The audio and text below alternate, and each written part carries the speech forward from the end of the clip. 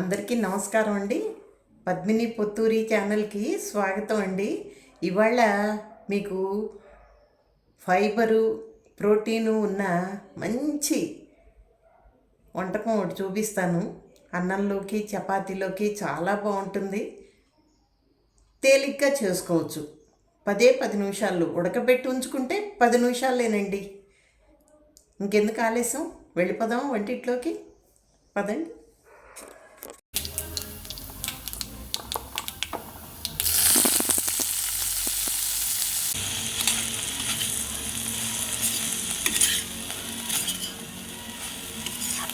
అందరికీ నమస్కారం అండి. పద్మిని పొత్తూరి ఛానల్కి స్వాగతం అండి. ఇవాళ మీకు పులుసు బెల్లం పెట్టిన చిక్కుడుకాయ కూర, పెద్ద చిక్కుళ్ళు ఉంటాయి కదండి, ఆ కూర చూపిస్తాను. ముందుగా చిక్కుడుకాయలు చక్కగా ఉడకపెట్టేసుకొని ఉప్పేసి ఉడకబెట్టేసుకొని పక్కన పెట్టేసుకోండి. తర్వాత స్టవ్ వెలిగించి ఒక బాండ్లీ పెట్టుకుని అందులో 4 చెంచాలు నూనె వేసుకొని కొంచెం వేడెక్కనివ్వండి. వేడెక్కాక ఒక 2 ఎండుమిరపకాయలు తుంచి అందులో పడేసి, తర్వాత కొద్దిగా మినపప్పు,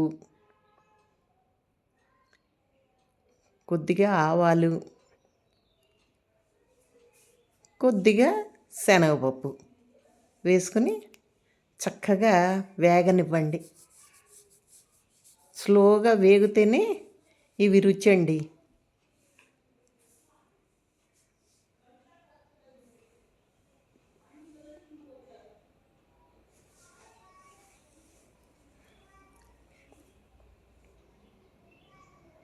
స్లోగా వేగాలి. మనం చక్కగా స్లోగా ఉడకపెట్టేసుకుని పని చేసుకోవచ్చండి. దేవుడి కార్యం, లేకపోతే మరో పను ఎలాగో స్నానం చేసి వంట చేస్తాం కాబట్టి దేవుడు దీపారాధన చేసుకున్నాక యువతల గదిలోకి వచ్చేసరికల్లా చక్కగా చిక్కుడుకాయలు ఉడికిపోయి ఉంటాయి. అవి పిండేసి పక్కన పెట్టుకుంటే మీకు ఇంకా తేలికవుతుంది.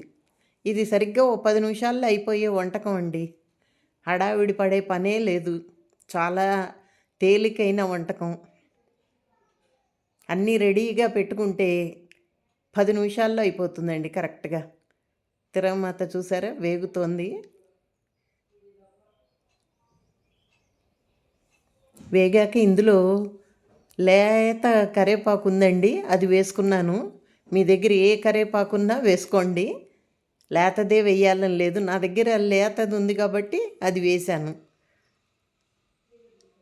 ఉడకపెట్టి ఉంచుకున్న చిక్కుడుకాయలు ఇందులో వేసేసుకోవాలండి.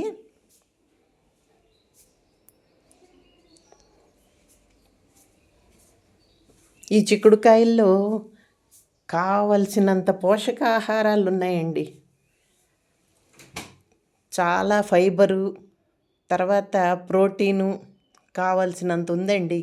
వారంలో 2 సార్లు పిల్లలకి పెట్టినా, పెద్దవాళ్ళు తిన్నా చాలా ఆరోగ్యకరం అండి. చిక్కుడుకాయలు వేశాక కొద్దిగా మీరు ఎంత కారం తినగలరో అంత కారం వేసుకోండి. వేసుకొని పైకి కిందకి కలుపుకున్నాక చక్కటి రంగు రావాలి కదండి.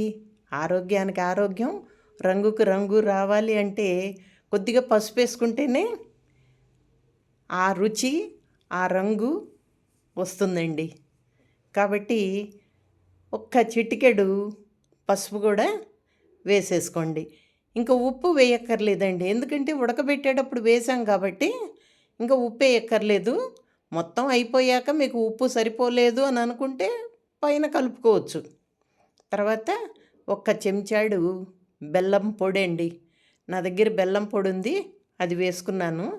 తర్వాత చిక్కగా పిండిన చింతపండు రసం వేసేసుకున్నాను. చక్కగా చూసారా ఎంత కలర్ఫుల్గా ఉందో. పైకి కిందకి కలిపేసుకోవాలండి. బాగా పట్టాలండి బెల్లం, చింతపండు బాగా ప్రతి ముక్కకి పట్టేటట్టుగా పైకి కిందకి బాగా కలిపేసుకుని ఒక 2 నిమిషాలు మూత పెట్టి ఉంచుకుంటే మీకు మగ్గిపోతుందండి. తర్వాత ఇందులో 2 పచ్చిమిరపకాయలు తుంచి వేసుకోండి. అది ఊరి మనం కొరుక్కు తింటుంటే పెద్దవాళ్ళని సుమండి, చిన్నవాళ్ళు కాదు, పెద్దవాళ్ళు చక్కగా తింటున్నప్పుడు కొరుక్కుంటే పుల్ల పుల్లగా తీయగా చాలా టేస్టీగా ఉంటుందండి. చివరగా దీనికి ఒక సీక్రెట్ చెప్పనా? కొద్దిగా ఒక చిటికెడు మెంతి పిండి కూడా వేసుకుంటే ఇహ కూర బ్రహ్మాండంగా ఉంటుందండి. మళ్ళీ మళ్ళీ చేయమని పిల్లలు అడుగుతారు. మెంతిపిండి గుమ్మగుమ్మలాడుతూ ఎంత కమ్మటి వాసన వస్తుందంటే నేను వర్ణించలేనండి. అన్నంలో పెట్టుకొని తినటమే ఆలస్యం. చక్కగా మగ్గిపోయింది చూసారా?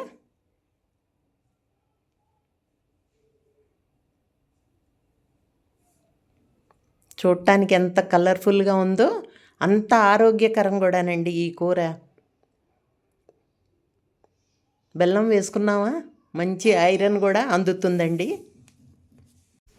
చపాతీల్లోకి అయితే ఇంకా చెప్పక్కర్లేదు, చాలా టేస్టీగా ఉంటుంది. డిన్నర్కి చేసుకుంటే చక్కగా ఇలా చేసుకుని చపాతీల్లో నంచుకుని తింటే చాలా బాగుంటుందండి. బ్రెడ్ మధ్యన కూడా పెట్టుకుని తినచ్చండి. చూసారా, మూత తీసాక గుమ్మగుమ్మలాడుతూ చిక్కుడుకాయ పులుసు బెల్లం వేసిన కూర రెడీ అయిపోయిందండి. వేడి వేడి అన్నంలోకి, లంచ్ బాక్స్లోకి సర్దేసేయండి మరి. Thank you for watching my video. నా వీడియోస్ కనుక మీకు నచ్చినట్టయితే లైక్ చేయండి, షేర్ చేయండి. ఇంకా సబ్స్క్రైబ్ చేసుకోని వాళ్ళు సబ్స్క్రైబ్ చేసుకోవటం మాత్రం మర్చిపోకండి. చిన్న కామెంట్ కూడా పెట్టండి చేసుకున్నాక ఈ వంటకం ఎలా ఉందా అన్నట్టు. మర్చిపోయానండో, ఈ బెల్ ఐకాన్ ఉంటుంది, అది నొక్కండి, మీకు నోటిఫికేషన్స్ వస్తాయండి. Thank you. Me Padmini Potturi.